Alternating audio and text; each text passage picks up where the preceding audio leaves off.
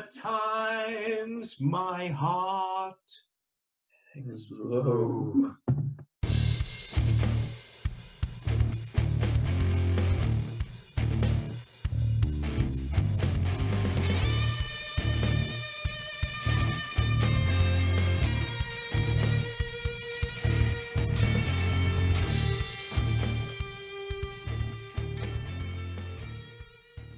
What the devil are you doing here, Burlokk?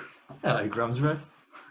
Oh, and hello. Oh, you've interrupted us in the middle of whatever this is. Hobby time by the looks of things. It is hobby time. It is hobby time. Welcome to you, all of you fine band of revelers, to this episode number 10 of the Preambull. I can't believe it. And welcome to you, Burlokk, come storming through my doors I know. at this time of night. Well, it was open. It always is open.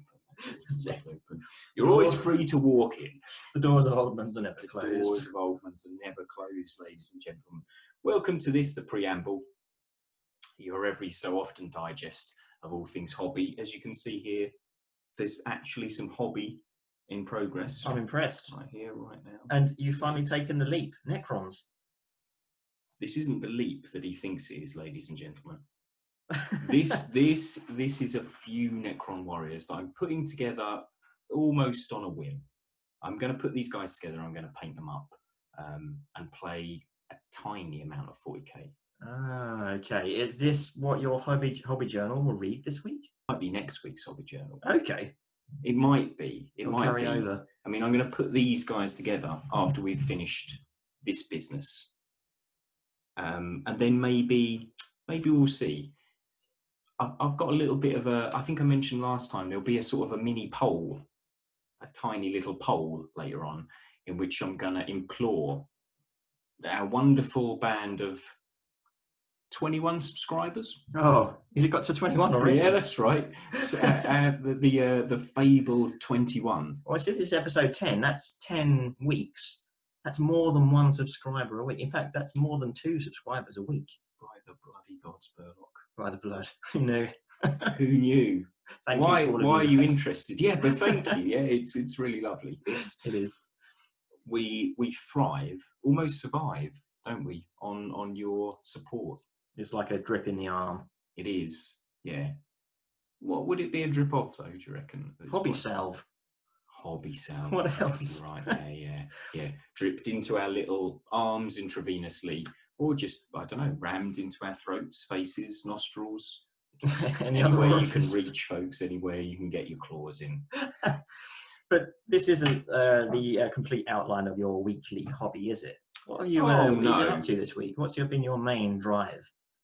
Hang on, I'm just popping that little head off there. This week, I have finally completed the very last member of the glorious Knights of Doghead. My Necromunda Caldor gang, I keep banging on about every time, thank you for your applause, it means a lot to me. I keep banging on about, they're now completely done, completely. Saint Biff, the leader of this fine church and chapter, is now complete, resplendent with his iron haloed head and his porcelain mask. I think last time I showed him off, it was a bit of a work in progress situation, wasn't it? There was a bit of a whip going on, yeah. That's right, that's right. Now he's got his lovely Forge World head on. The mighty cog of his sacred hammer is now complete. Beautiful. Blessed and sanctified as it is. And they're now ready to take a wander into the Underhive and find whatever nightmares they might come across. Is that what's next for them then? Is it going to be a breakdown of the whole gang, or are we just going to go straight into playing some games? Oh no, Burlokk. We never go straight into anything here. Not on the Preamble, ladies and gentlemen. It's a really long wind-up, isn't it? Always. Before we do anything. Yeah. Almost. Yeah. That's what we truly thrive on, isn't it? Procrastination. Oh, yes. It's written into our very blood. It is coded into our cells, into the DNA of us, into our blood. Yeah. So what's been the thought of the porcelain mask? What was the idea behind that on your... Okay, so the rest of them have all got the kind of the bone coloured masks. I imagine it to be some sort of plastic material, bit grubby, but this is the only element of them that they're keeping in good order, really. The rest of their rags and stuff, brown and grubby, weapons, filthy, skin, hair, everything else fairly dishevelled. But the masks they're keeping in good order. I like that. Right. So, but Saint Biff himself has the finest version of one of these in this quite realistic, so he thinks, sort of porcelain face.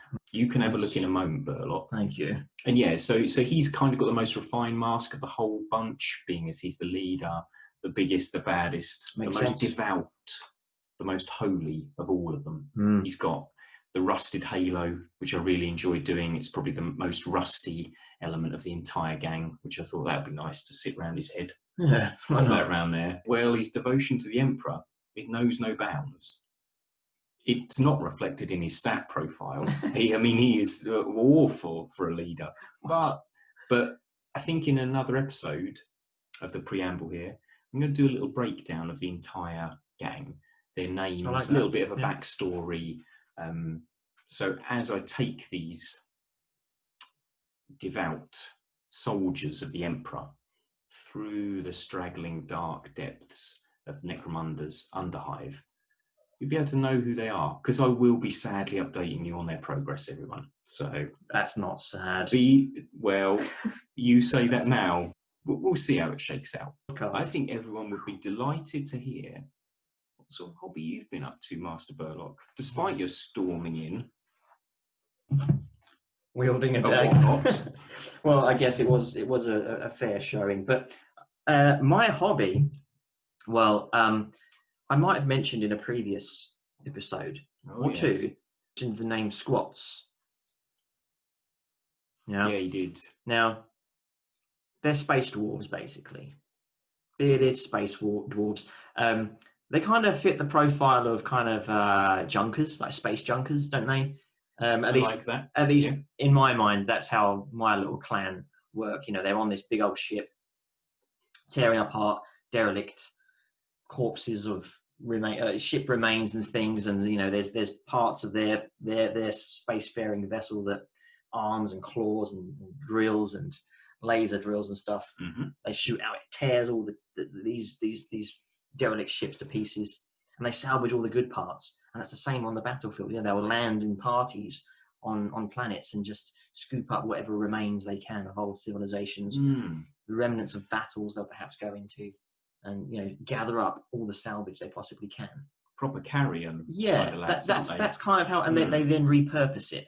Now, other people may have different idea of squats, but this is kind of the vein I took, you know, the narrative I put into my little gang, my little army of squats that I've now got pretty much all the miniatures that I need for.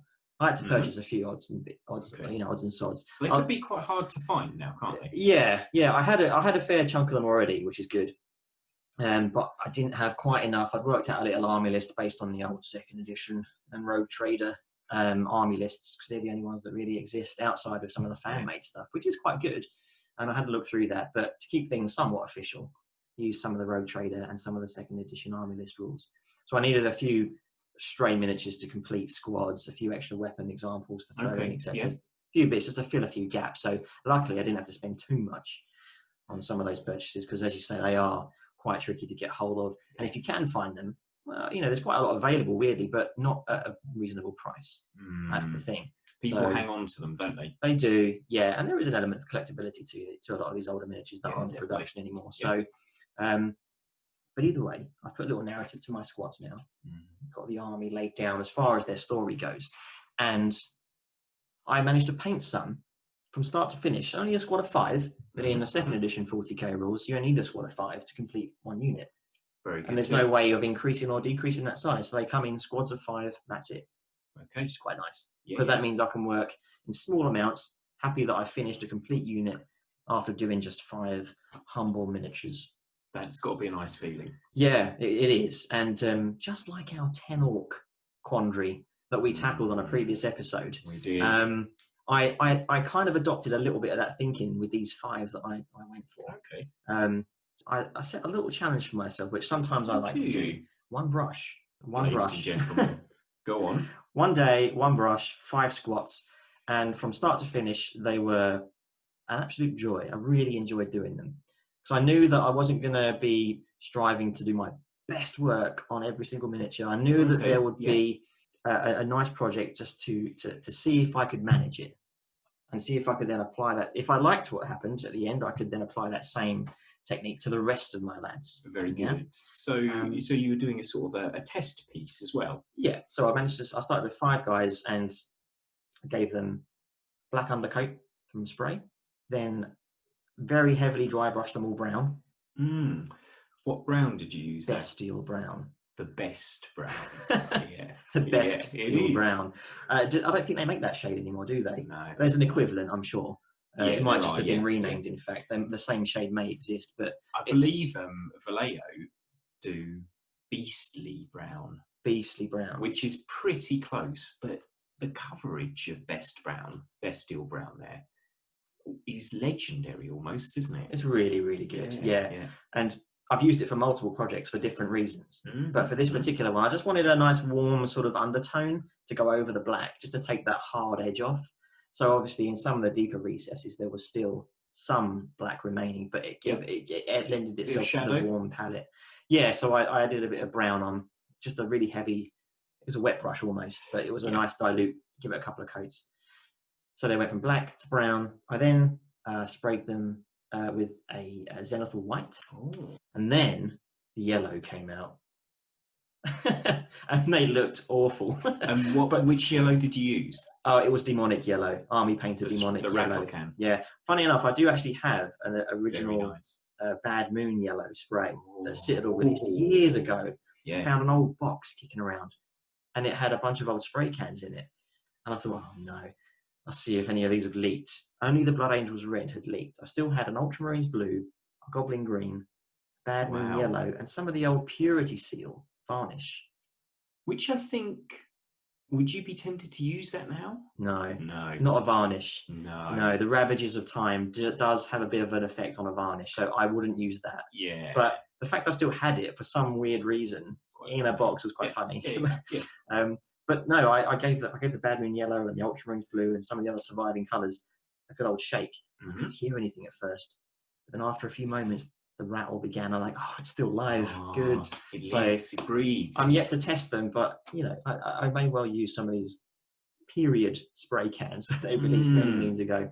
Anyway, I didn't use that Bad Moon Yellow. I used the demonic yellow from Army Painter, which is really solid. It's really good. It is a good colour, yeah, and because it really is bright.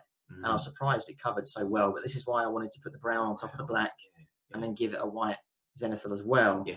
Just so it gave some gradient and some variation in the tone. Yeah, and it hit up the final coat of yellow as well, won't it? Yeah, exactly. Yeah. So it was actually really quite nice to adapt my priming process, which for most people would just be a black spray, and then you begin painting. Yeah. But I wanted to give these guys as good a chance as I could, given that I was trying to get them done in a day. So yeah, the black, brown, white, yellow worked. Purely for the undercoat. Yeah, that was quite nice. And then it was just a matter of base coating. I dipped them, which again, hark back to a previous episode, folks, for some of our inspirational ideas on dipping and the techniques involved with that. You could call them that. Yeah. Yeah. And I think they came out nice. I think they came out all right. Tell us what you think. Let us know if you think our work is subpar, perhaps, or not too shabby. Like your hat. Very fine work. Oh, well, I thought you were going to say it's not too shabby. I mean, this is just what I wear of a hobby evening. But I did rudely interrupt you by bursting in here, so I like the idea that you wear this in your downtime. But yeah, but it's not an idea. You understand? This is. It helps me get into the zone. Pop this little hat on, equipped as it is with its kind of, there's a pheasant feather there. There's some seagull ones in there as well. Hunted by your very own hands, maybe. Yeah, plucked from their very warm bodies. It wasn't really, it was just roadkill. The best kind of kill. Yeah. I thought I'd put a hat on to celebrate the 10th, Very nice. Yes. So this is staying on for the rest of the podcast. Good. These Necrons look really big. They are quite, actually. Yeah. They're quite tall, aren't they? So these are the newest, the freshest line of Necron warriors from GW there. They are push fit. Oh, right. So they are. They can be put together without the use of glue. I shall be gluing them, of course, to make them sturdy. it's interesting because it tends to be the case that push fit miniatures, you get one pose with them, don't you? Yeah. You know, weapons, arms, head and all that, they go in, they lock in position, and you build them a certain way. Mono pose, yeah. These ones, you can equip them with a couple of different weapon options, which is really nice. And for a push fit kit, there's a lot of variety here. You know, I think all of the heads on that sprue, they're all different. That's They've what all I got just different noticed. states of wear and tear. Yeah, and that's damage. what I was just looking at. One of them almost looked like he had a half face going on because of some of the battle damage. Really nice. Quite impressed, actually. Yeah, so I'm going to throw these guys together, give them a little bit of a... I might even echo your rapid squad deployment with a speedy Necron warrior, start to finish in a week. No, rush. No, I think I will attempt to do them in a day. I'm considering probably metallic because it's easy and it's in keeping with the rest of them. But I do like the ceramic look on the Necrons. I mean, if it's done right, it can look quite good. Yeah, but can it be done right in a day? No, not really. I mean, it could be, but that could be the challenge. That sounds like a challenge. Yeah. If anyone can, you can, Grump. They're not going to be metallic. They're going to be ceramic, ladies and gentlemen. Very good. All right. I'm not sure what ceramic they're going to be, but they're going to be one of them. We'll see what happens. I've been thinking a lot of Harlequin thoughts, but more of that later. Let's not delve there too rapidly, you know. Well, there's too many thoughts bubbling away under that hat, isn't there? There is quite a lot at the moment, yeah. And some of them are leaning towards an Inquisition. An Inquisition? That's right. We could inquire of each other. Now, I have prepared a small list of questions. I didn't know you were going to turn up. You just happen to write these down from time to time. I've just got them, just in my back pocket, just in case you're thinking, if that Burlokk character shows his face around here, I want to know a thing or two. Do you reckon you could do the same for me? Could you inquire of things? I reckon we could lay down some impromptu inquiries, I suppose. Good. Yes. Then. Well, I'm all for that. You are you? Yeah. Well, let us begin then. Okay. I'm going straight in with this, right? I know you're a bit of a role player. Well, it has been known. It's been known. There are some good voices. There are some good characters that live within your person, aren't there? There's quite a lot of characters that live within this person. Let me tell you something, folks. Many. It's like a bloody hydra over there. Multifaceted, many-headed. All on the same trunk.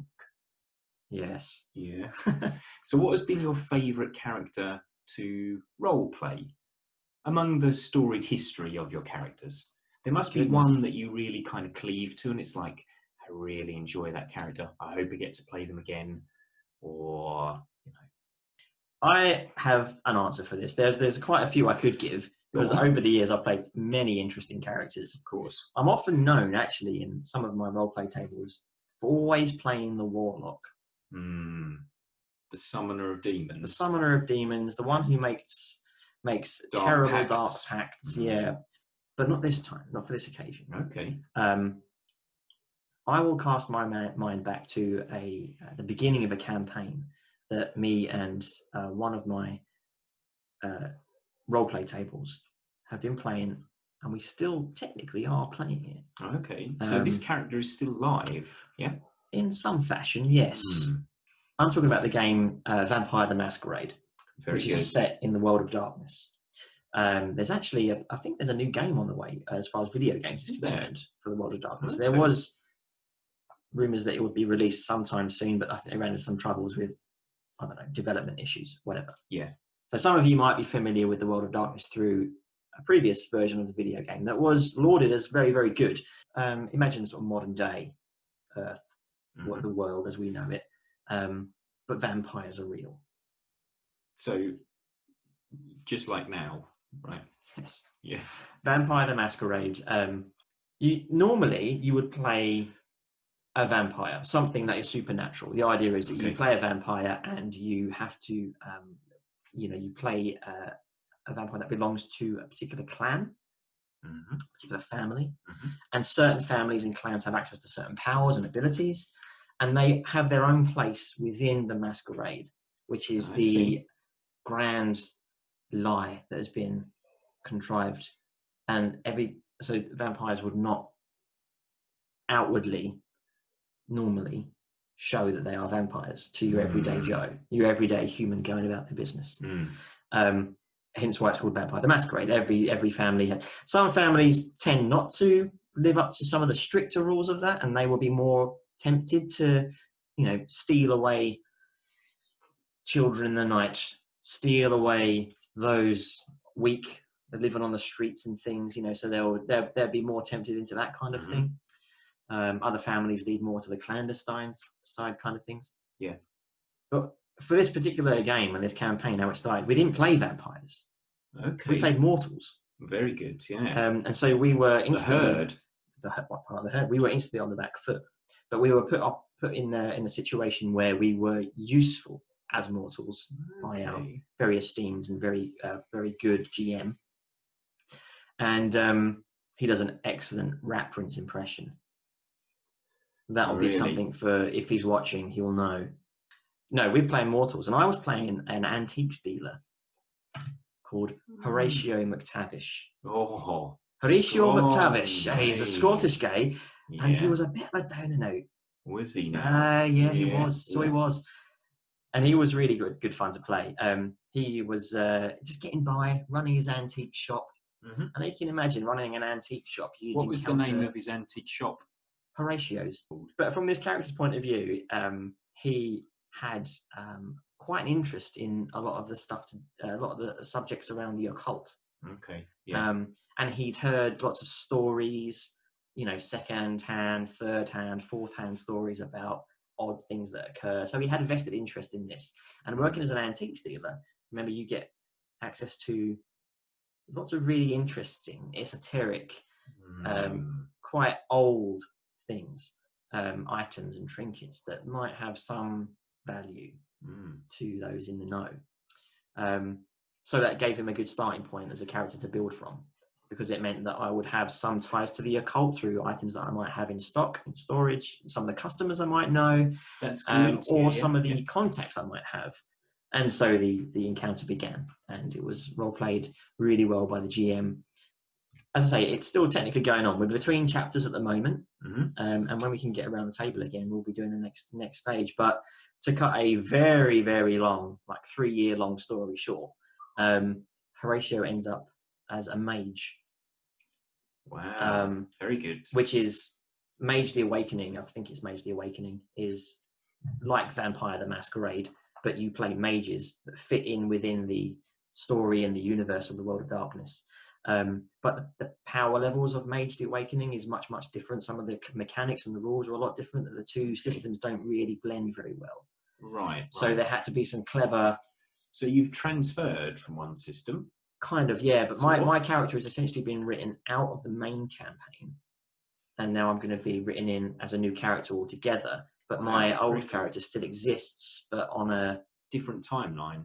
Trajectory. Well, just a different trajectory, yeah. He's still within the story, and I hope there might be some mention of him as the story progresses. But yeah, he was a Scottish antiques dealer who went from crazy situation to crazy situation with a bunch of ne'er-do-wells and... Sounds ideal. Battling the forces of darkness as a mortal, which was absolutely insane because it's so difficult. You've got no powers, you've got nothing. So, but I'm always a fan, and always have been a fan of really punishing systems. Yeah. It kind of makes you value your character, and you put the more work you put in, the more is at stake, because all it takes is a single hit or a shot. That tiny pool of hit points, can just disappear. You need to preciously guard them. Yeah, it was really good fun to play Immortal in this World of Darkness, which isn't a done thing. There are rules for playing it as clearly, because that's what we were using. Yeah. But it was quite unusual, I think. I might be wrong in that. Maybe there's plenty of tables out there that have played as mortals in the World of Darkness. But it sounds less likely. The game's not really geared for that, because there are so many more rules involved in the vampire clans and the families and all their powers and abilities that they all get, and that's where the interest is for most people, and it was for us as well. But we just decided to do a mortal campaign, and it turned into something that we just didn't expect, and it just snowballed into something really fantastic. It's been a long time. Sounds like a good one. Have you ever played any World of Darkness before? Not a single shred. What a pity. I mean, I've kind of, by your description, I've lived some of that life. Oh, You know, I think I might have regaled you with stories on the odd occasion over the years. there have been. You never guess what happens. Exactly. And I thought you were just talking about your own life. Oh, I it felt thought like you it. actually were an antiques dealer. This is the first I've heard that it was a character. No. I mean, I might have called the shop Oldman's had I known.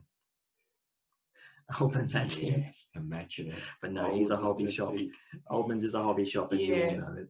Hobby shop / antiques, though, isn't it? Well, I guess to all intents and purposes, it may as well be an antique shop. Yeah, exactly.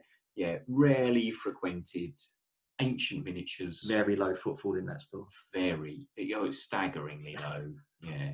But that's the Oldman's creed, isn't it? That's what Oldman's is all about. Low footfall, ancient miniatures, paints that are decades old. You need a good shape before you use any of them. And when we eventually open this up, though, all of you will be invited. You will be to the grand launch, even the grand launch. Yeah, I mean, to get it so dusty, we've actually already opened the shop, but we have to leave it in state for at least 10 years. That's right. That's what we're waiting for, folks. We have the premises. It's just all locked up. It's boarded up. Barely anyone knows it even exists. As of today, the stock is new, but in 10 years' time. That's right. Yeah. Well, you say new. New is a really relative term, isn't it? It is. I mean, you could be watching this video in 2030. That's true. So I hadn't even considered that even. Yeah. Well, if this is the first time someone's watching the preamble, they pick up at episode 10. Yeah. It's 2030 right now. Yeah. And they're listening to us talking about new miniatures and Necron warriors that are upright. Yeah. Yeah. Well, they will have probably, I don't know, you'll have whatever you have in the future, won't you? I assume. But flying around in your cars. Yeah, that's right, doing whatever it is you do. But Oldman's will still be there for you. I will. It'll be there with its dust, its ancient miniatures. Yeah. Its long outdated paints. And the cabinet still slowly turns. Yeah, very gently, stopping every now and then. Oh, yeah. The lights flicker and then turns once more. That's awesome. It's all waiting for you, folks. We just have to wait for a good few years for the dust to build up. So, bear with us. And exactly right, yeah. Then we'll have a nice party. So you've asked me a question about my favourite roleplay. I was satisfied with the answer. All right, well, that's good. That checks one off on the bucket list. Oh, the dagger's passed. That's right. To me. I have a question for you then. Go on. I'm going to ask you about some of your hobby that you do with regard to your miniatures. Oh, yes. And something quite specific about them. Go on. You see, I've always been an advocate for a well thought out base for your miniatures to stand on. Mm-hmm. Do you remember the first time that you were really proud of a base that you put together for a particular miniature or a particular squad or a whole army even? Mm-hmm. But a time you looked after completing it and said, that base looks really good. I'm really proud of that. That really finishes my model off. Because it does, in my opinion, the final base. Once you get that final colour on, whether it be the edge or that final dry brush on top of whatever it is you put on there, that's the final moment when you think, this is complete. Yeah. Potentially. I do think that also. I kind of occasionally get bashed by some of my other hobby comrades who come to me, they've taken some pictures and stuff, work in progress and things like this, and I will sit there and go, what are you going to do with the base? It's a valid question. Because I think it can really break miniatures. Actually, you can spend your heart and soul, your blood and your tears and your endless hours on a model, and if you don't get a base that fits nicely with it, it doesn't have to be crazy detailed or anything like this. The colours have to work well, and for me it has to have a little bit of some sort of interesting texture, something like this. You can get a lot of models now that have a pre-sculpted base, a lot of the Warhammer Underworlds, things like that. You can buy separate resin bases, plastic, all sorts, with lovely features modelled on them, which is really good if you want a quick and straightforward way. That's fine. But I like to see a decent base. I like people to have considered this is how it's going to work with the model. For sure. So I do that quite a lot, I think, anyway. I would say the first base that I ever really paid attention to, I probably paid too much attention to it because it became too busy for the rest of the model. Okay. But I was a humble 13-year-old child at the time. 100 years ago. over 100 years ago, folks. You know, it was. I can barely remember it. Right. It was actually for an orc warlord, cast in lead, really ugly looking model. I'd really like to own it again, actually. But yeah, he was an ugly, kind of stunted, stupidly short, really, for an orc. They were back in the day, weren't they? They were back in the day, yeah. There was something quite charming about him. Oh, yeah. And I painted him in the black and red and black and white check of the Goth clan. Nice and easy when you're first beginning out. Lots of kind of early techniques I used with that model as well. But the base, I thought, so this is my warlord. This is the leader of my army. He should be standing on a pile of something. Right, I wanted him to have a little bit more elevation, to stand above the rank and file. Reaching around as I did at the time, I looked into the garden for small lumps of stone, maybe a good stick that I could use as a humble branch. We've all done it. We've all done it, right? What I actually came across was a piece of cork that was a cast off from a fish tank build. Okay, right. And I thought, this looks nice. This has got cool texture on it. Yeah. It's actually quite a cool colour as well. So I hacked it apart with a craft knife. I've probably still got the scars from that instant deep in my hands, as we all have. They're all just cross-hatched with tiny little, you know, blade marks and all sorts. Yeah. Happens. Barely any feeling left in it. Right. So I got this little chunk of this cork there. I butchered it up with my craft knife to an appropriate size for the base, popped it on there with a bit of super glue. It bonded really quickly, really good, solid on there. Yeah. And then I thought to myself, I want to change the colour of this. So I reached for my rattle can of black spray paint, whacked that over, and then I thought, I'm going to try out one of my newly learned techniques that all the pros use. I'm going to get a big wide brush with not much paint on it. No. And I'm going to scatter the tips a bit across it. Yeah, dry brushing. I dry brushed it. I give it a nice little dry brush. That first time you ever see a dry brush work. I know, it's like magic. It's like the curtain has been drawn back and it's like, wow, this is incredible. Really, yeah. So I got in on it with a big flat, square looking ragged old brush. Lots of brown on first, over the black undercoat. Then I worked up to a grey as well. And at this point, it was really popping. It was a little bit like making the miniature look pretty shoddy, right? But I was so into it at the time. I was like, I'm going to see how many highlights I can push onto this. Oh, really? So it's like, I'm going to work up from grey to a grey-white mix. So I whacked that on as well. Nice. And then I thought, this could do with just pepping up a little bit. Just need to bring all of that rich, corky texture out. So I just went on with a straight bit of white. Oh, wow. Yeah. And honestly, this thing, like this bit of cork, I don't really know what it looked like. It did look like stone, so I'd achieved that much. Very good. So I get my Orc Warlord at this point, and I think, I don't really know how this guy's going to stick on here. I'll put a blob of super glue on his foot, and then I'll just pop him on top. It's not great balancing lead on top of soft cork. It doesn't work out that well. He wasn't pinned, was he? He wasn't pinned. It was before the days of pinning, right? So he sat on there, and he looked kind of drab and boring.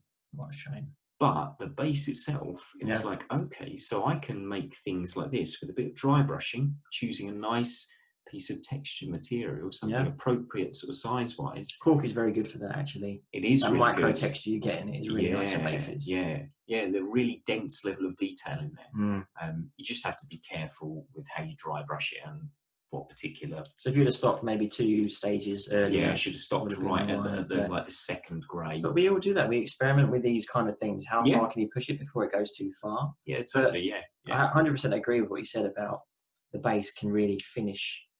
Or it can really break a model at the end of that process, you know, and often even. So you should consider it at the start. Yeah, I think absolutely. Yeah. And we bang on about it relentlessly, but planning it out before you begin helps so much. It does. It really does. It does. Yeah. So just giving it a few minutes thought to think, okay, well, if I'm doing this particular army in these particular colours, how am I going to want them to put them on a scorpion green base?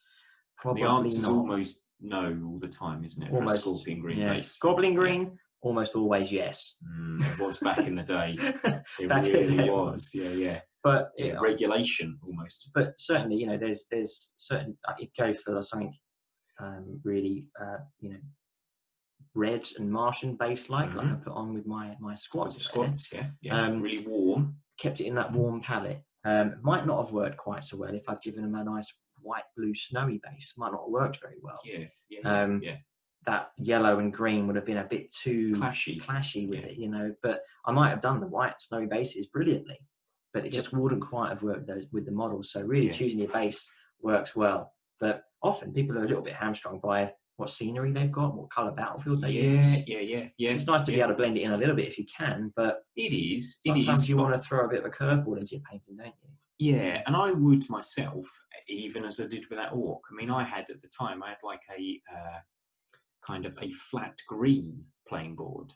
So this guy on his stony, rocky, corky, bright white. It was a piece of scenery, wasn't it? He was a piece of scenery that happened to have a miniature on the top, you know. But it was the first base that I was really impressed with, because it's like, oh, okay, I can spend not the same amount of time that I did on the miniature itself, but you can do that. You can you can really go at your bases. And nowadays, kind of, like say, plan beforehand, colours wise, add a little bit of texture and detailing if the base requires it. But I do often think back to those kind of early days of haphazardly just loading bases up with all of the junk, all of the weeds, all of the rusty bits of pipe. I used to use tiny bits of clipped paper clip to represent bullet casings. Casings. I used to do that because they come out whenever you clip them. They always get a tiny little bend or a nook in them, and that looks quite nice. Where it does look good. The shell rattles out of the gun. Crunched it. I thought that was quite a good thing to do. But I'm glad you were proud of that particular moment. I'm glad you could remember. Because I remember mine, and it was good. Yeah, I remember seeing that first base. Yeah. What was that? In short, Dark Elder Homunculus, and I painted him in a dark brown swampy kind of base. Okay. And I put some little blue tack blobs to represent stones. That can be quite nice. Got some bits of wire, just fine electrical wire, just create little reeds. Just stuck those in it and painted them. And that was the moment I realised actually you can put a scenic base on every model in your army, and it can really add to something. Adds to the time, of course, to the project. It does. I was going to say that. Yeah. But these days, with all your little tufts that you can buy from army paint, to do a lot of massive variation. Really good range as well. You can mix them up colour-wise to really get some unique coloration and patterns to your battlefield, and go your bases. You know? So there's plenty of choices out there for basing, and I think it's a really cool subject. Because it can, as we said a couple of times now, it can really make or break an army. It can do. It right. And then pass it over. So bear in mind that you've just been discussing that, right? What is the largest scale painting project that you have ever embarked on? Painting project. Now, by largest scale, do you mean physically biggest, or do you mean just the length of time or the amount of miniatures? I think we'll go time-wise.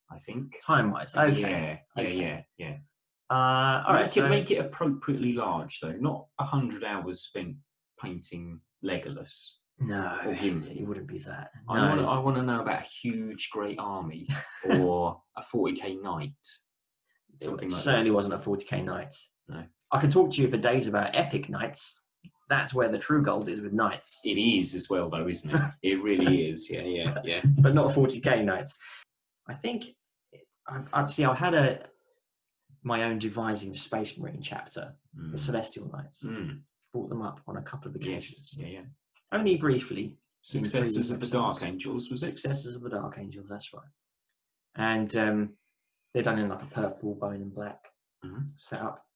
I was very heavily influenced by the Soul Drinkers novels by Ben Counter.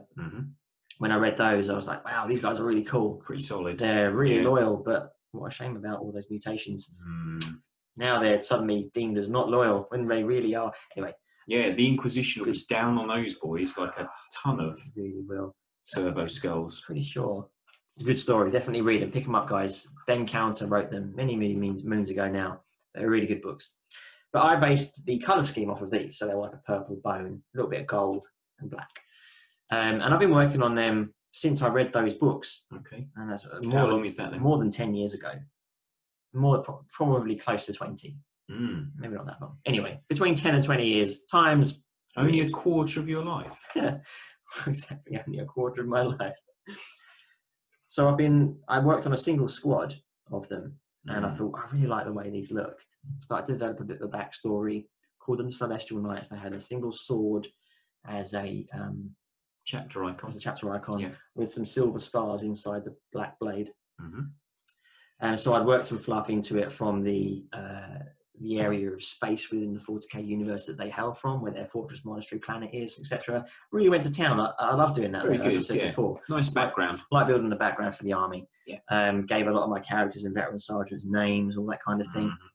And then as I accrued more Space Marine miniatures and built up my army, repurposed existing Space Marine miniatures and folded them into the army, repainted them up. I have gradually improved on how fast I can paint a squad of them, because now I know where every brushstroke needs to go. Yeah. As you do once you've painted the Space Marine. That's the joy of painting Space Marines, isn't it? Yeah, you build it down, you break it down to a formula. Yeah. For me, I do anyway. So I know how long it will take me to get the base coats down, exactly how much flesh tone I need to mix in with the purple to get just the right... Because I used to mix up my own pots of paint. Years ago, Games Workshop actually produced some empty pots that you could buy, but they were from the horrendous... hexagonal.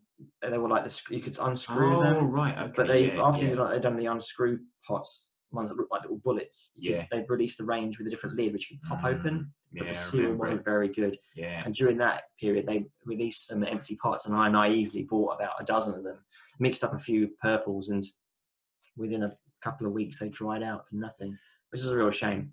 But so in the end, I just, I think after that, I realised what a wet palette was. I went from there. Yeah. So I learned exactly sort of how much to mix in ratio-wise, colour to colour, to get the right shade. Burnt through another squad, another 2 squads, another 3 squads done. Started working on some vehicles, worked out how to do some of my weathering on them, what sort of battlefield they were fighting on. So I worked out they were going to be fighting on an urban battlefield. Okay. But I wanted them to blend in a little bit with other battlefields, so I gave them a brown rim. That's nice. So it could sort of blend between the green and everything, you know.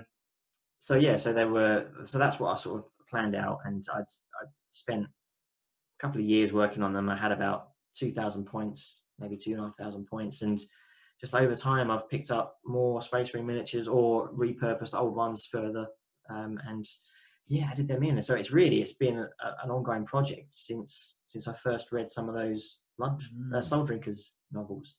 Yeah. A good amount of time then. Good amount of time. So the project is not complete though, it's still ongoing. Still ongoing. Primaris ATV on the cards? Get up and walk out. Not again. That's definitely not coming into the army. Definitely not. Well, I mean... Solemn oath and promise right here on episode 10 of the Preamble. It's your Christmas present. No, it's I'm going to have you open it on this podcast come Christmas. So I'll take these clippers, and get them off of the sprue, but I won't cut the sprue. What I will do is I will bend and twist and torture this ATV until it's nothing but a smoking wreck, and then use it as a base for my next dreadnought. That's not a bad idea. That's the best use of an Invader ATV. Yeah, definitely. I think so.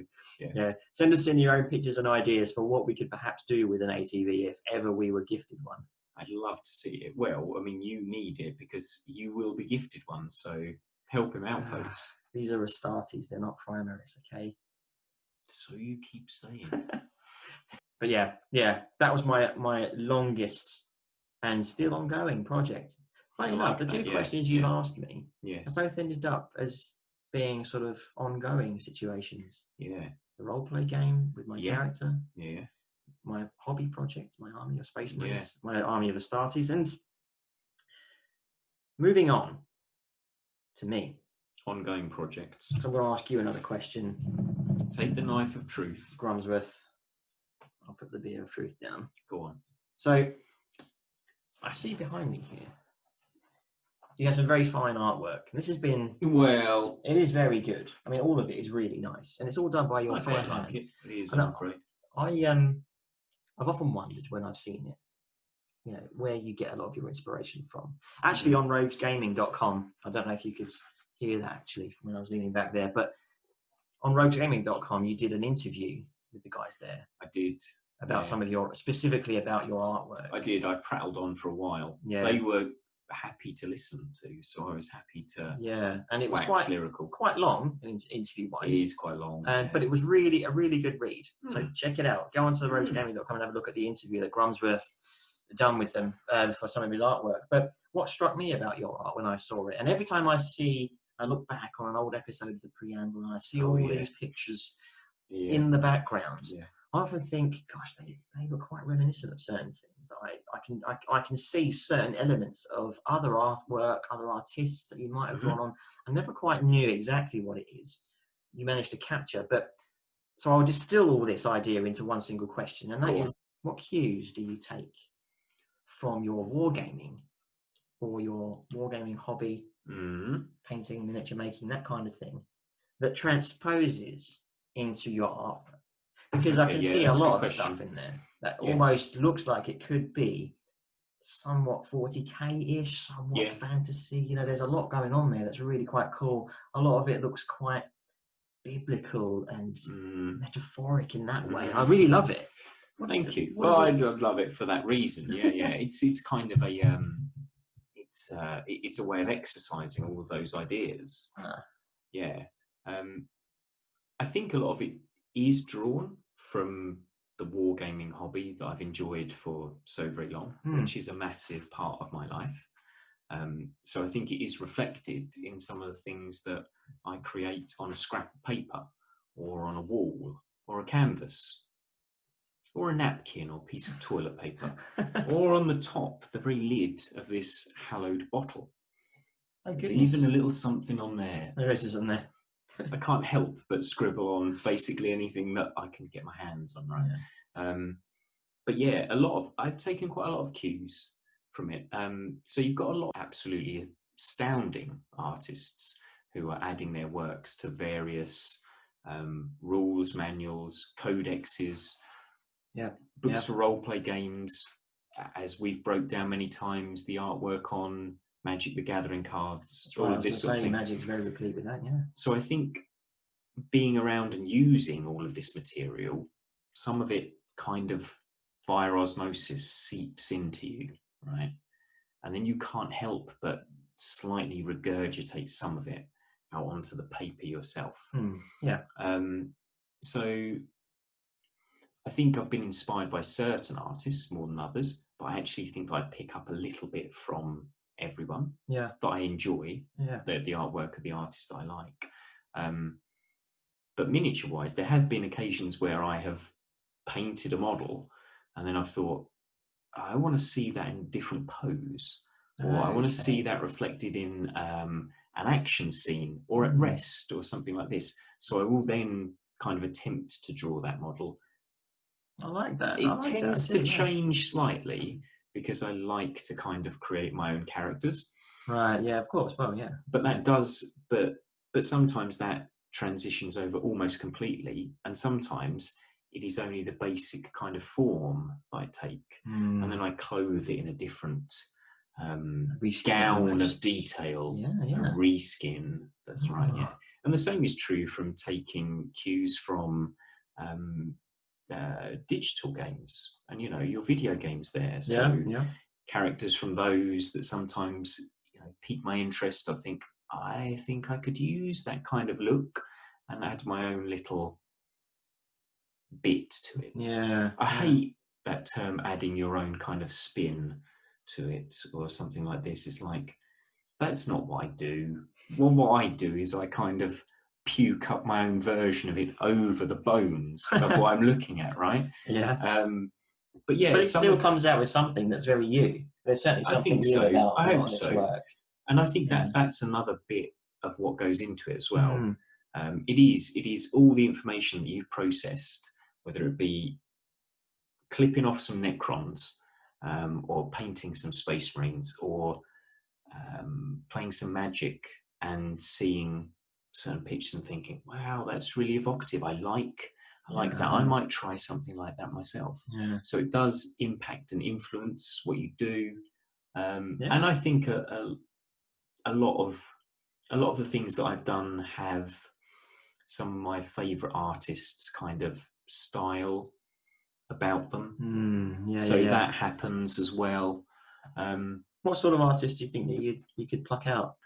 Adrian Smith, Mark Gibbons, John Blanche? Definitely go for Mark Gibbons because his character work is second to none. Yeah, superb, isn't it? Yeah, absolutely incredible. And kind of I met his art during my formative years, growing up, back when I was putting that orc on his cork bass. That was when Mark's work was featured in every Games Workshop publication under the sun. He was either on a cover, it was either on the insides of all the army books, the rule books, everything. Yeah. The same was true of John Blanche there, whose art I still really covet and enjoy today. I love the scratchy, rapid style. I think it's really unique to him. I like the way it's often got a kind of a little bit of gothic horror about it. That's right, yeah. It almost looks incredibly conceptual to me. It's very. You can take this idea and just run with it. You can put whatever spin you like on it, whatever reskin it in whatever way. He was, from what I, from my perspective, John Blanche specifically was really quite an ideas man. He was really good at setting a tone, setting a flavour, getting a palette and getting an idea and an atmosphere in there. And then other artists would come along and say, "Oh, great, that's a really cool idea. I'm going to use that." Kind of refine that work in their own way. In I their own get way. a little bit of that from what you do with your artwork as well. Actually, it looks similarly heavy praise, similarly conceptual, which is nice. You almost, I think a lot of it is a little because that is that real melting pot of your own series of influences, isn't it? Which then comes out, as you say, regurgitated on a page. Yeah, really clever.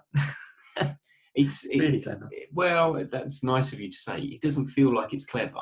It feels like I've got this idea in my head and I'm kind of itchy with it, and it would be better if it were out on a piece of paper rather than rattling around in my old skull there. Yeah. So that's kind of what I do. I've had a good friend of mine on numerous occasions over the years, whether it be a moment in a game of Magic that we've had that he's put a little bit of a narration to in his own mind. Really cool. Or taken a single round of shooting in a game of 40k or Warhammer and said, I love the way that played out. And he'd go away and he'd draw pictures of it. Yeah, brilliant.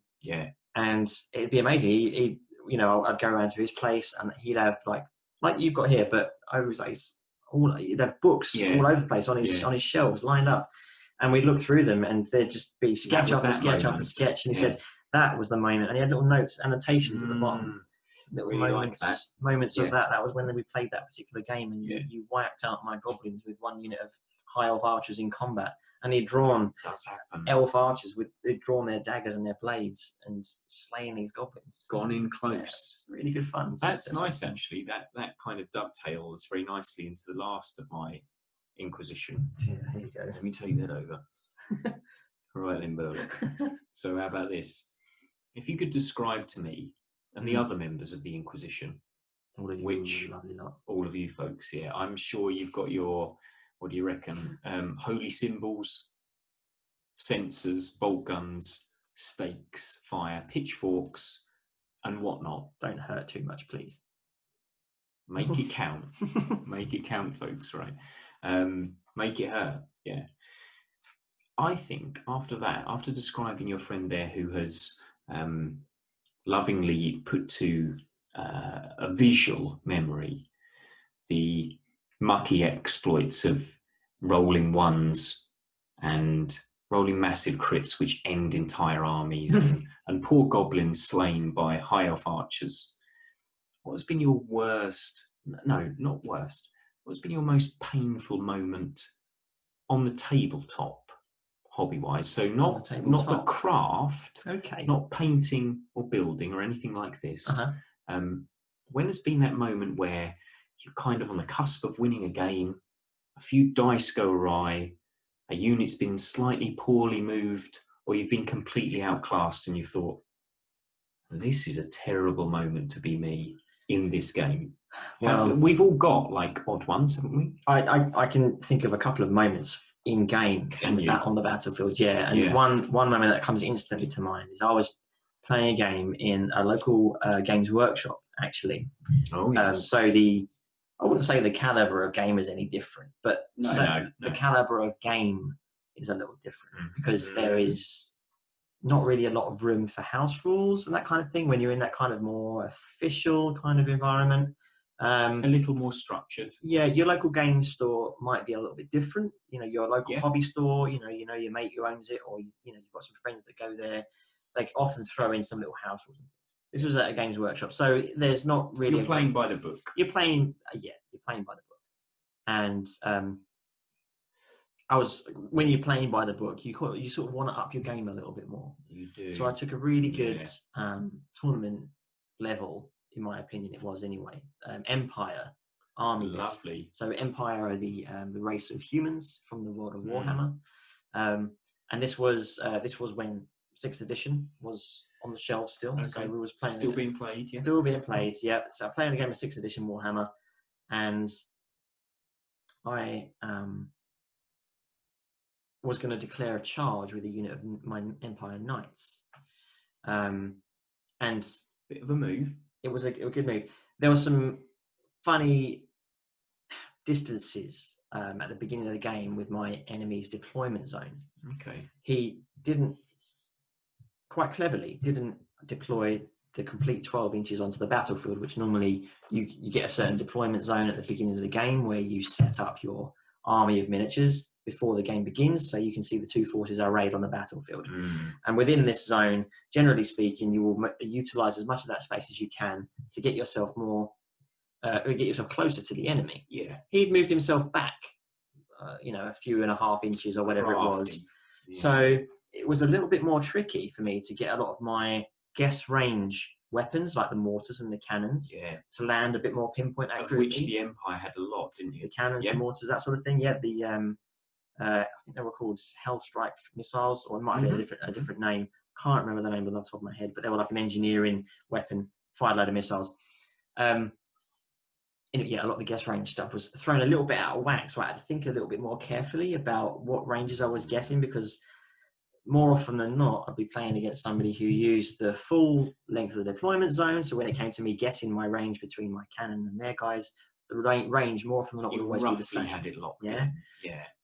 So he was quite savvy, this guy, initially from the outset, from his deployment zone.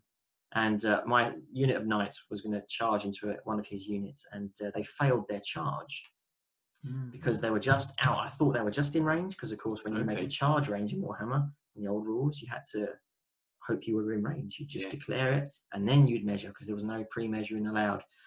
No pre-measuring. That's different these days. You're allowed to pre-measure everything, apparently. Everything. What world we live in. Anyway, my unit of knights failed their charge. So they have to just move their basic, half of their charge range to their basic move. They move forwards and stop. Right out in the open, in the middle of nowhere, fully at the mercy of the next round of my opponent's army. I then think, okay, well, I might be able to tidy this up after my shooting phase to see if I can take that unit out. Okay. There might be a little bit of, they'll be in a bit of safer position to perhaps recharge a different unit the turn after. My mortar fires, and I guess my range, and it's a bit short. Not only that, it scatters back towards my knights and lands square in the middle of them. Now, this particular unit of knights was built in a particular way that their armor save was really good. They all had like a 1+ armor save. Yeah. So sounds broken. Against a mortar, not so bad, because it's not really good at crunching through armor. Good at taking out loads of really lightly armored troops. Yeah. So I thought, all right, it's fine. I've hit my own guys, but it was square in the middle of them. They'd all been hit, including my general, including the battle standard bearer and the wizard. It was all mounted on their knight. Blimey. Eggs in one basket, Burlokk. Well, it was, but this was the particular list I'd built for this. It was like the handgunners, the artillery, and then the unit of knights that would sweep through everything. Proper Death Star. I lose close to 2/3 of the unit through just rolling loads of ones. Like they all got wounded. Everything that got hit got wounded, and I rolled loads of ones. And so I'm just taking off all my. I was thinking these were so expensive in points. I've lost this game. To your own mortar. To my own mortar. And not only that, the cannons that then went to ground fire all misfired and exploded. It's a bad day for the Empire. So that one particular turn, just because he messed up, he didn't deploy right. Well, he did. He did. He deployed exactly right for him, but not for me. So yeah, not only did my entire unit of knights get wiped out, and then the remaining characters, they didn't have enough support to win out the game. They were left stranded in the middle. My artillery line blew up through faulty engineering. I reckon it was sabotage. Sounds like sabotage to me. Yeah. So that was quite a horrendous day at the table, rolling dice, and they all failed me, as they usually do. To be fair, I shouldn't have been surprised. Well, I think we all feel that a little bit, don't we? Sometimes I think so. It's like people are always luckier with their dice rolls than us. I know. We should play each other one day soon. It's been a while, hasn't it? It's been a while, yeah. Then we'll both roll ones together. That's right, yeah. It'll be like a really weak-looking stalemate. Yeah, no one's anybody. With our war engines exploding, killing our own troops, and no one hitting each other. Glorious. Could be quite funny. Yeah. So yeah, that was my saddest moment on the battlefield. Sounds terrible. There've been a few others like that, but that was the one that came to mind. Go on, you take that back. Talk about the day of truth. The battlefield and potentially discovering new games. Tell me, Grumsworth. What is it in? Well, I say what is it in a new game, but where do you go to find a new game? What sort of outlets do you explore? What sort of areas do you go to when it comes to new games? Because we all discover new games, whether they be video games, board games, whatever. We find them. Maybe it's the shelves of your local Waterstones who happen to sell loads of really cool board games. Maybe it's your local game store that's got something new. Maybe it's online. I don't know. I mean, for me, it's a bit of a mixture, but I'm quite interested to know where you go to find your new ideas. Because often you'll come to me and say, "Tried this new game out the other day. I've never heard of it." And you'll say, "It's brilliant. It's been around for ages." Yeah, and then I will, a month later say, "Oh, that game, it's gone under now. It's no longer sold. You can't get hold of it anymore." Wither away? Withered away in the night. Like poor old Theodred. So I think in the same way as yourself, and I reckon a lot of you folks who may be listening to this might find it in the same way, you find new games almost through every available option that you've described. So you will sometimes, and I've had people lunge at me, gripping a box of miniatures in their hands and saying, "This is what you need to be playing right now. This is really amazing." And I'll go, "Okay, let's have a little look at the rule book, or let's have a look at the models." And they hand you a load of Necrons. And they hand me a sprue of Necrons. Yeah, that's a really good example, actually, because I've been flirting with the idea of doing a little bit of 40k again, 9th edition there. And my dear brother there turns up one day and says, "How about these Necrons?" And I look at them and I think, I could paint those. I'm interested in 9th. That sounds cool. Okay. I had already researched 9th a little bit. Had a look at some people playing games on YouTube of it. Okay. The Warhammer community and all that sort of business as well. Yeah, for sure. Yeah. So I think I kind of pick up new games through all those things, like word of mouth. When someone might have popped into Waterstones. They might not be a war game, but they might do their board games. And they're like, "This is really cool. I think we should have an evening of this.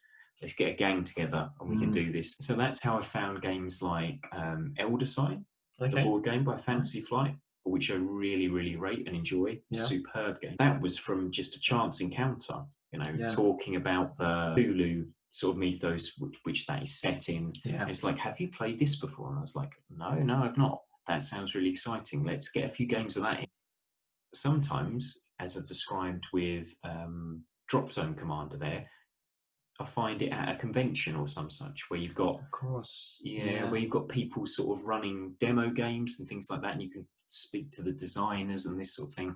You can get really deep into a game really early on. Of course. Yeah. And sometimes it's just the old traditional, well-established channels, wandering into your local Games Workshop or independent, and and seeing new boxes of shiny miniatures and thinking, where do these fit in That's my right. hobby life? Yeah. And then people say they fit in with this game. You Yeah. should buy them.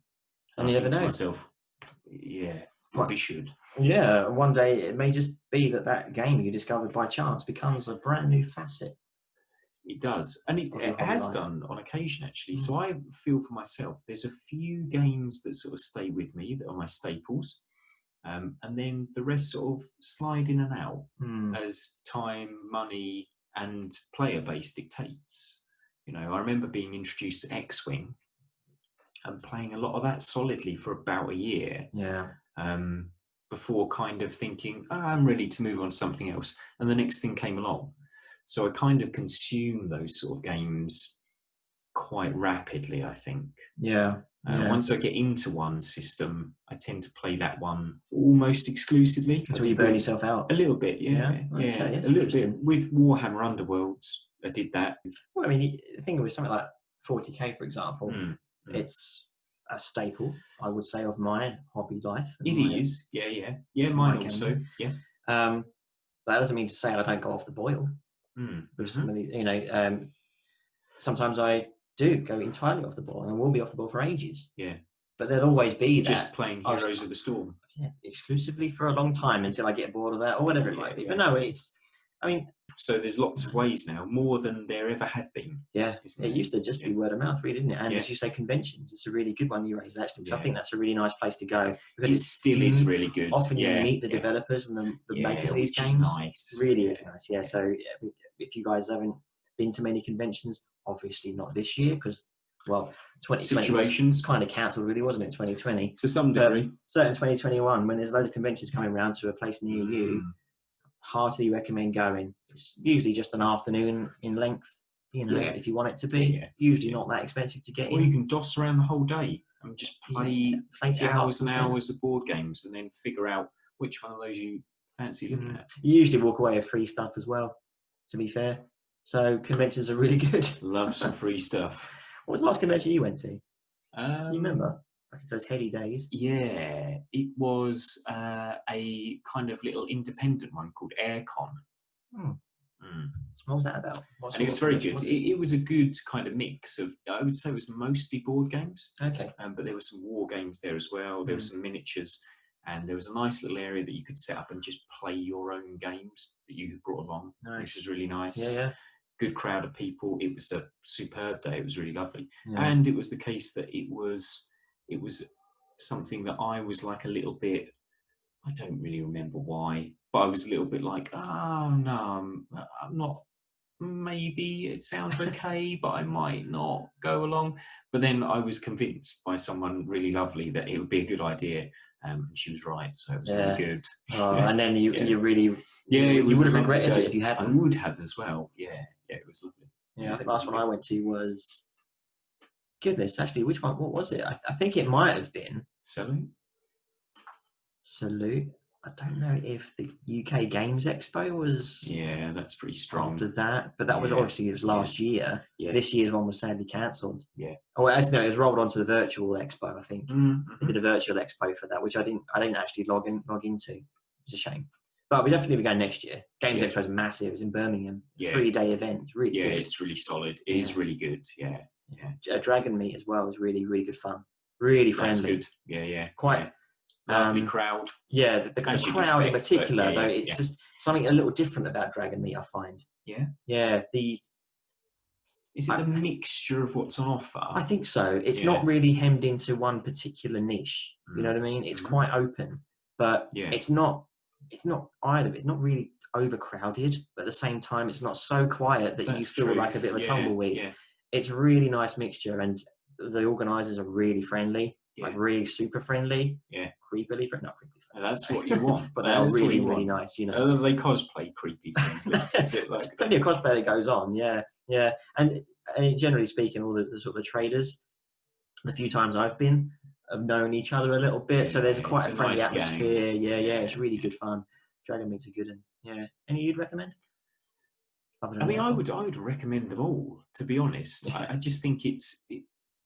The chance to go and play games in their natural environment at the hands of the creators and with a gang of people who are they're just there to infuse and play games. Yeah. It's an ideal place to see the games in action as well. Mm. I mean, it's lovely watching people play games through on YouTube and talk through the rules and decisions on why they were created in this way, or these are the sort of game aids and equipment that you can pick up for this and all the associated products.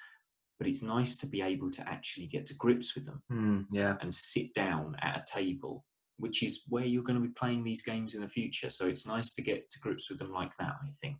What about BlizzCon? I mean, BlizzCon for the last couple of years has looked like a travesty to me. I have watched it, obviously, but the year that I attended was absolutely superb. You know, in America, wasn't it as well? Joy, yeah. So there isn't even a European version, is there? Well, I think it's only in America. Yeah. Wow. I mean, whether it will be any good ever again, I don't know. Remains to be seen. It remains to be seen. I mean, it will be lovely when they sort out Heroes of the Storm. No. Bring back the esports. Is that a petition? Yes. Come on, guys. Sign the petition. That's You'll right. find one online somewhere. We must have signed one or two in our times, even if it was a scrap of paper that we posted out into the ether. Saying, please, just cast it to the wind. Please bring this game back to its former glory, because we like playing it. Thanks. Kind regards, Grumsworth and Burlokk. G and B. G and B. So I reckon that's, as far as I'm concerned, for now anyway, Burlokk, my Inquisition of you is over. Well, let's place this in the middle. Good idea. That's not quite the middle. It's You killed Nova. She was destined to die anyway. I'm going to hurl that to the side. We no longer need the dagger of truth. Maybe it'll pop up again. Maybe it will. Little Nova up there. She is. Perfect. Very good. So how about we go to a little bit of a break? Sounds good. Right? We'll have a little bit of a rest, recover our strength, such as it is, and then we'll return to you with a very special edition. It's pretty special, isn't it? Yeah. Of the old Where the Magic Happens. It did have another name as well, didn't it? We won't never mention that. We'll never mention that. But we'll see you on the other side, folks.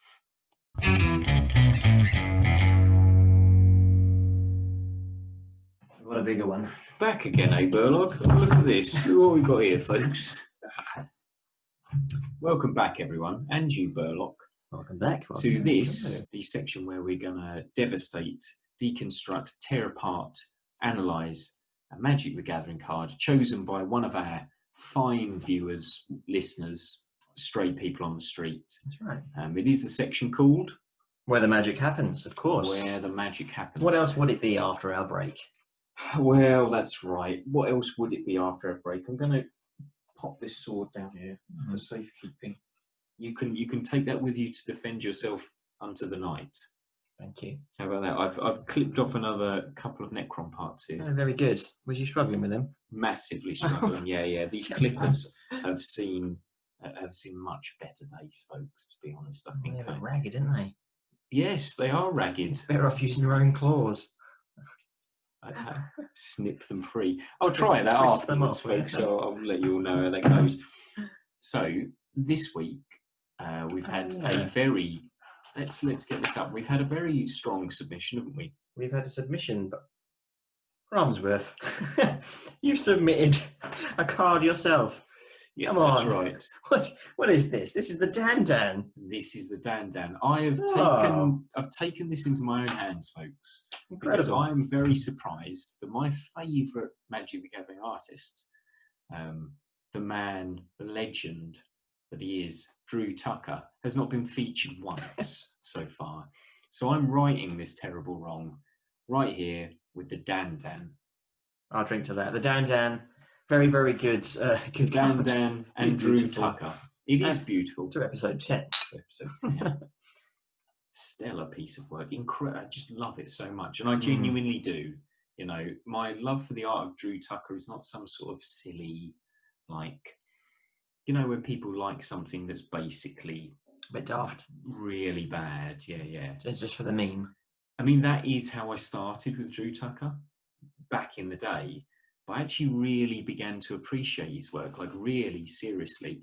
And I think the Dan, which we're showing up here, this is a card that I've owned in many different sets, and I've traded for back in the day just to have this, because I really love it. I love the picture. Mechanically shocking. Yeah, leaves a little bit to be desired, I think. We will dig into that, but it does leave more than a small bit to be desired, doesn't it? But I desired it. A lot of the cards back in times when this card was made, though, did leave a lot to be desired. Yeah, with the rules and everything. But then back in those days, not much thought was there. But also everything was sort of tempered to its own. The state at the time was that there wasn't anything way overpowered like there is now. Yeah, you know, power creep is real. You know, power creep happens, and from set to set, the arms race. More often than not, every couple of sets, there's a strictly better card than whatever card was previous before. Version of it. Yeah, it might be like the Grave Robber Spider, for example, that we tackled last time. That is exactly the same as a Giant Spider. Same mana cost, same stats. It's got reach, but it's got an additional ability. Yeah.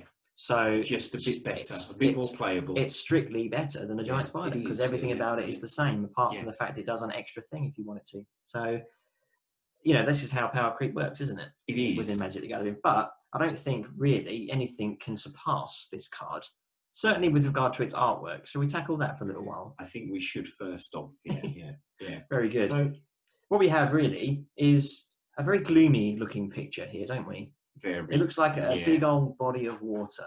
Yeah. Which strikes a little bit of fear in me in an odd way. The deep. I've got an odd fear of very deep water. Yeah. Those dark, fathomless depths. Yeah. Very Lovecraftian in many ways. I think that kind of fear that creeps in. I remember walking out in an ocean one time, not too dissimilar from the picture here that we're looking at. And the sand underneath my feet eventually gave way. Yeah. But I could still see the pale shadow of it beneath me. Until you get out to the point where it just disappears and it plunges away and there's nothing but black beneath you. Yeah. And there was an instinctive fear that came over me. Yeah. And I almost get a little bit of that with this card. And that is, I think, one of the big triumphs, not necessarily of Drew Tucker's work in general, although I really like it, but of this card, of this picture of this card.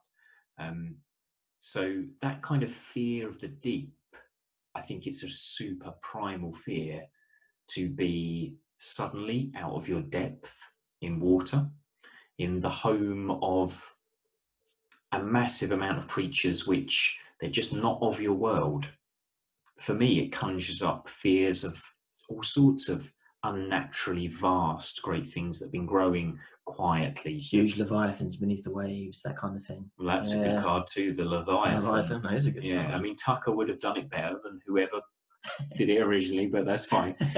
What we've got here is a kind of fish, isn't it? It's basically is a fish, I mean, big old fishy. The card reads at first glance, Dan, 2 blue mana, summon Dan. Yes. Which was what it was on its original printing. In the Arabian Nights. Yeah. When I first saw this, many moons ago, Burlokk, many moons ago, I looked at it. The print that I had of it was super dark, slightly unlike the one that we're looking at right now. Yeah. It was so dark. Initially, I thought, why is this a picture of 2 abandoned boats? That's the first thing you see when you look at this, isn't it? Yeah, they're the brightest element of this picture. But that's the initial lure. That gives the creature underneath its mystique. That's right.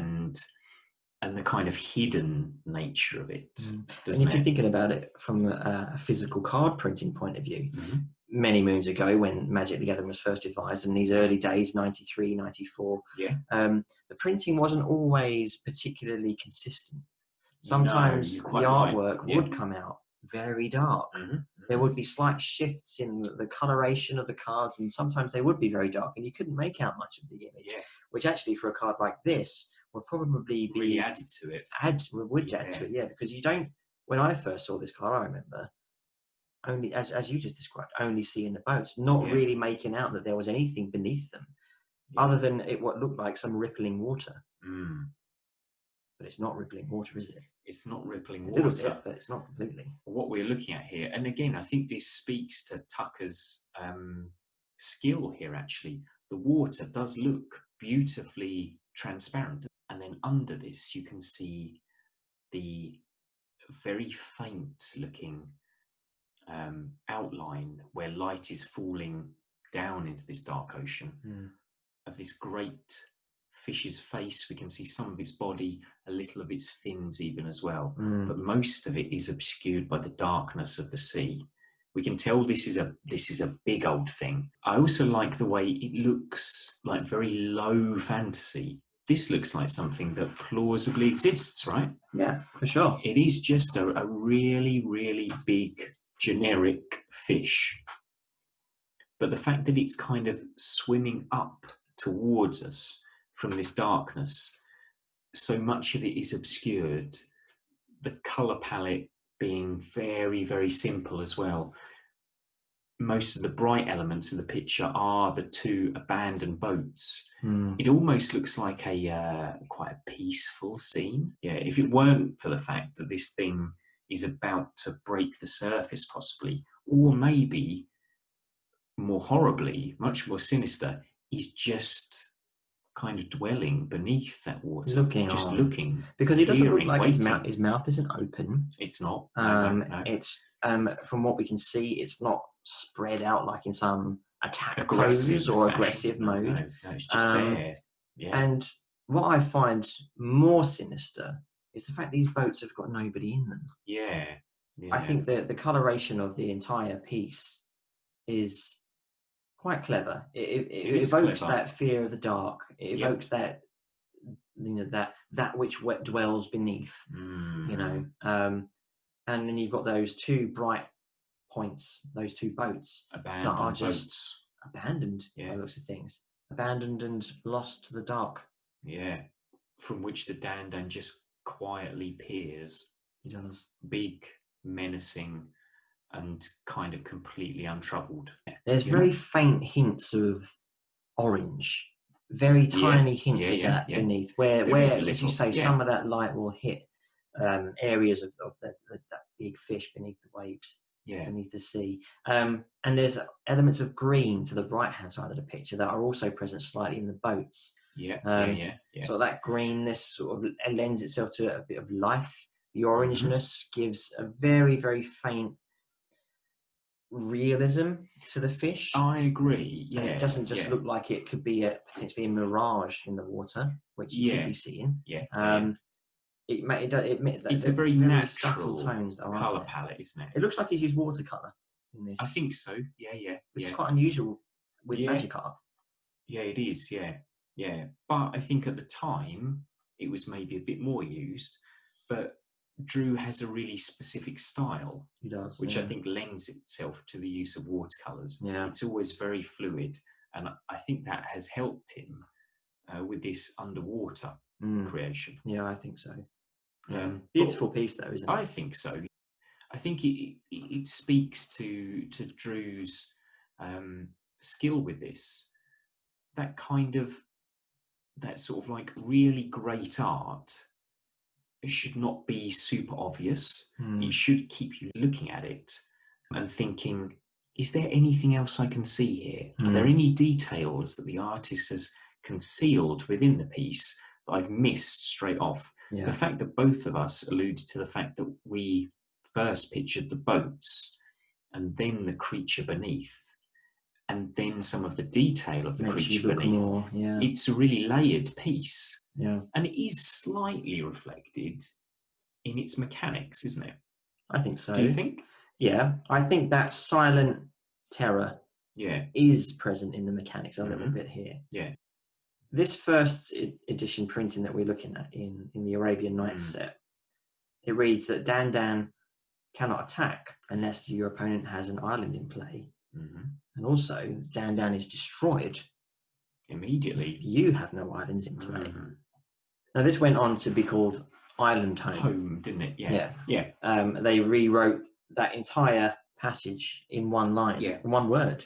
Yeah, It just said island home, which sums up that entire piece there. But it does. Yeah, that in itself says that this thing only attacks in the water, and that's it. it only exists in the water. And unless you've got an island to keep it alive, or if you're not having it, you can't have it.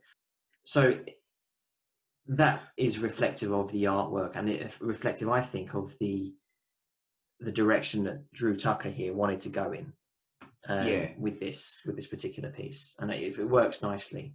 Which I think is, it leads to that question: which comes first? Is the artist given a brief of the card, a description of its abilities, its where it fits in the colour pie, and all this sort of thing, and then they're asked to draw something to fit that, or has Drew Tucker here submitted this picture and they've thought, okay, I'm getting some ideas from this. I think this should mechanically work like this.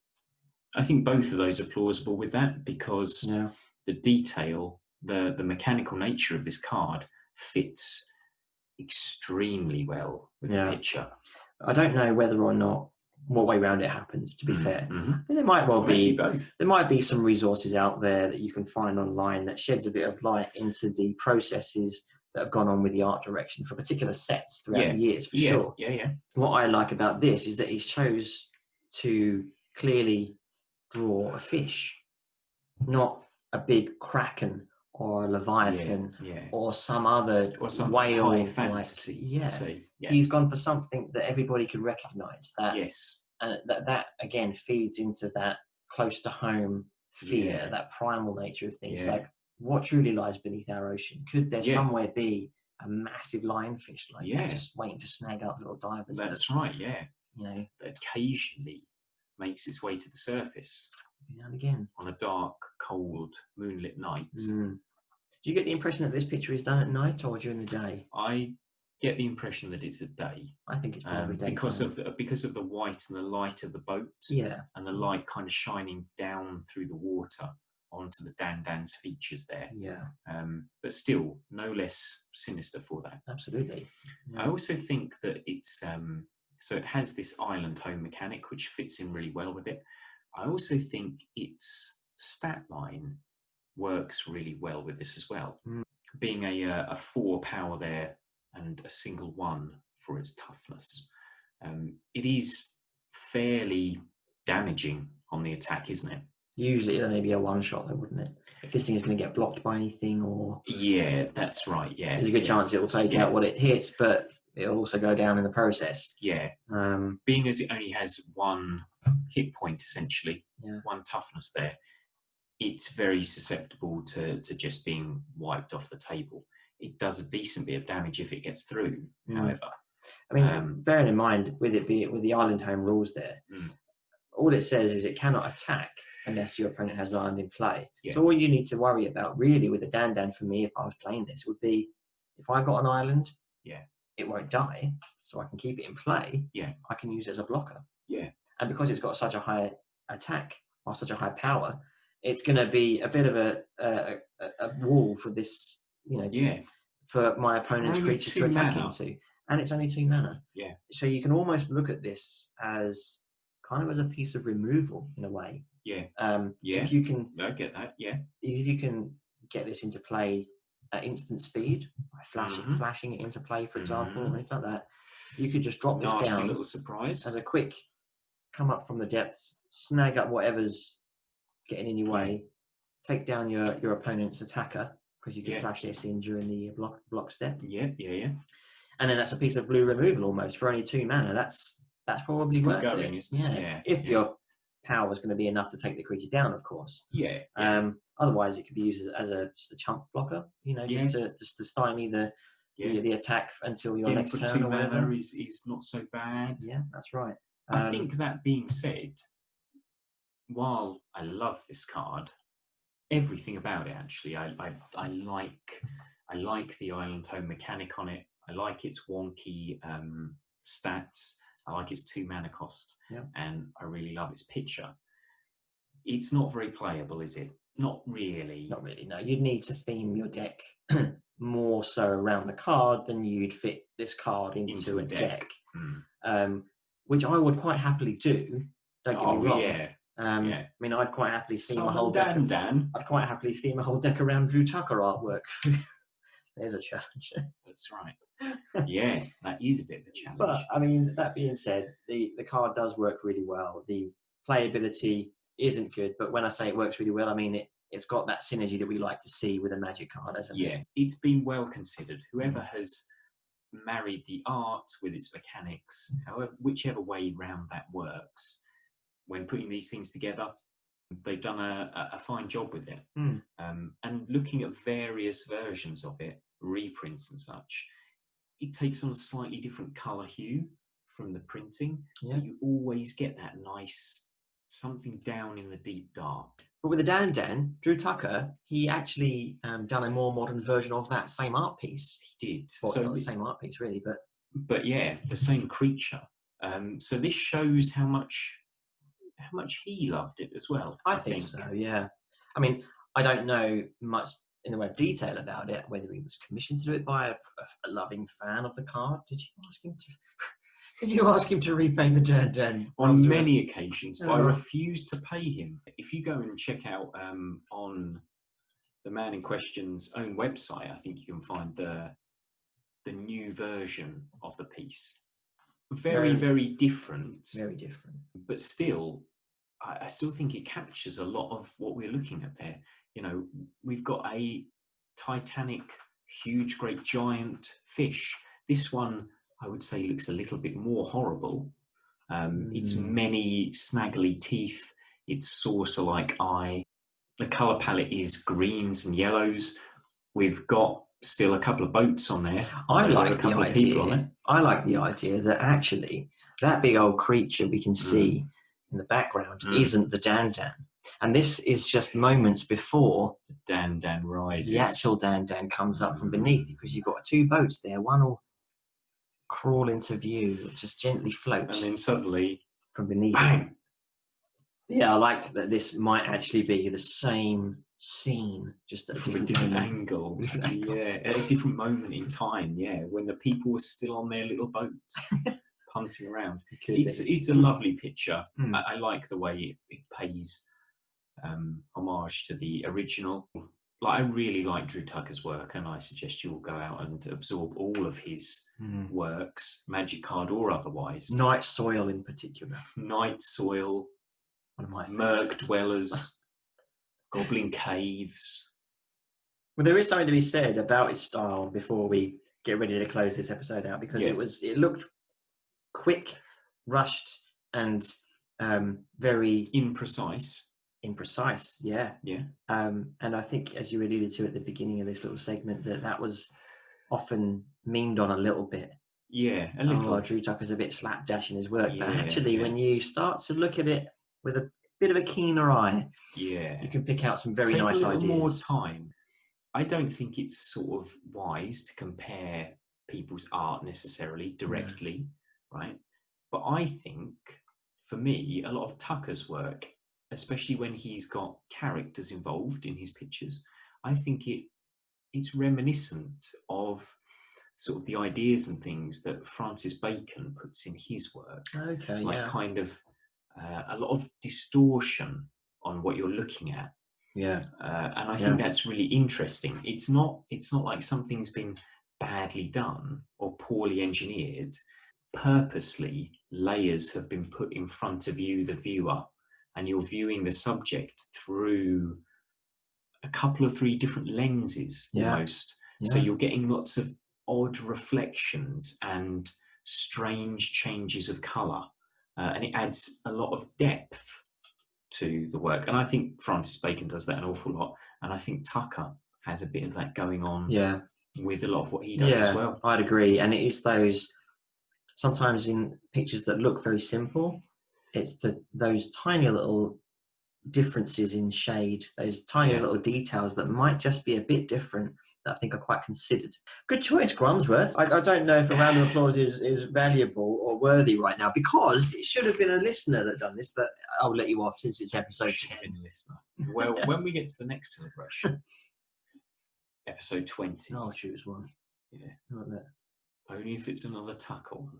I can't make any promises. And also I'm going to find people and ask them to let us know what card they would like. And you mark my words, Burlokk, we'll have Night Soil by the end of the month's out.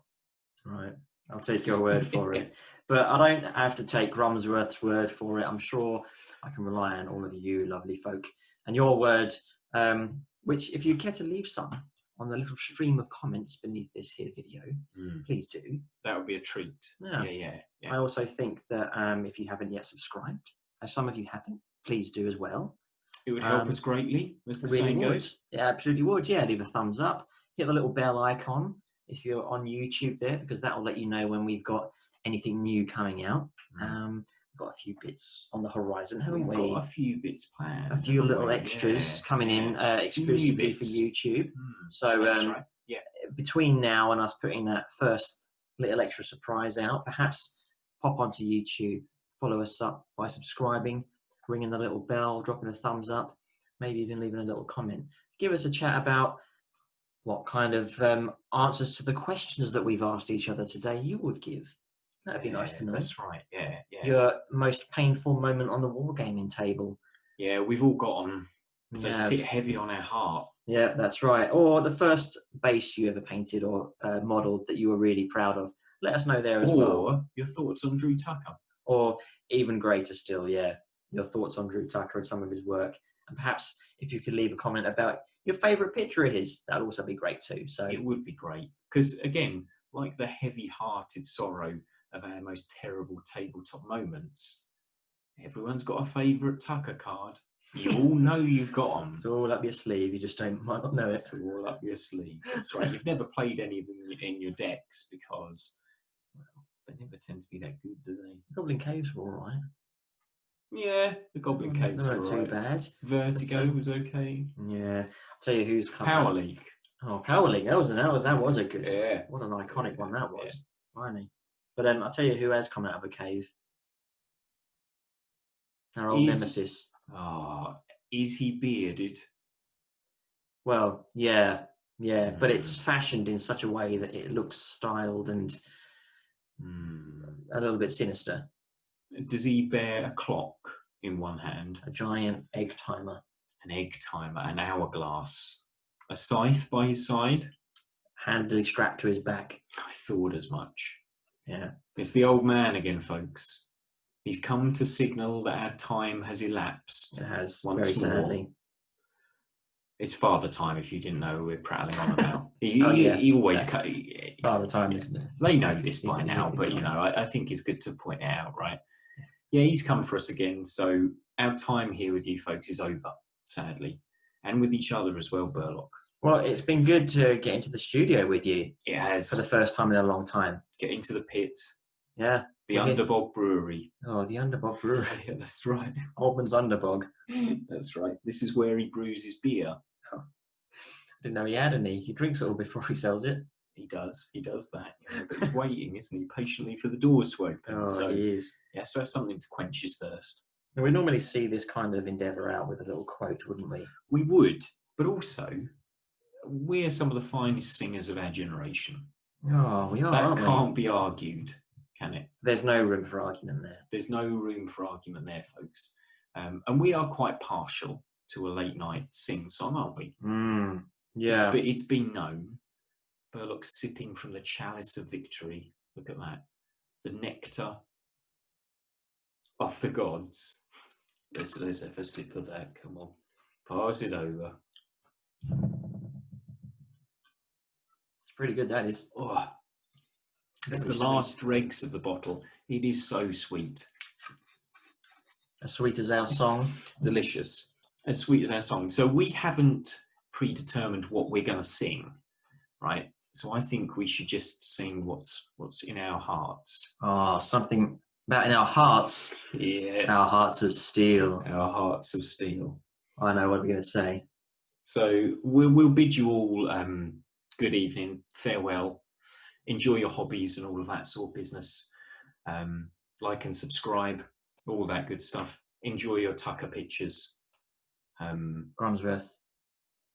I build a fire 1,000 miles away to light my long way home. I ride a You've been listening to The Preamble. Find us on YouTube, Spotify, and many other podcast platforms. And if you want to contact us, just send an email to thepreamble@gmail.com or find us at The Preamble on Twitter, Instagram, or Facebook.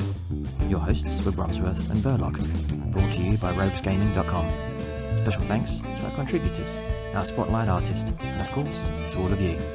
See you next time.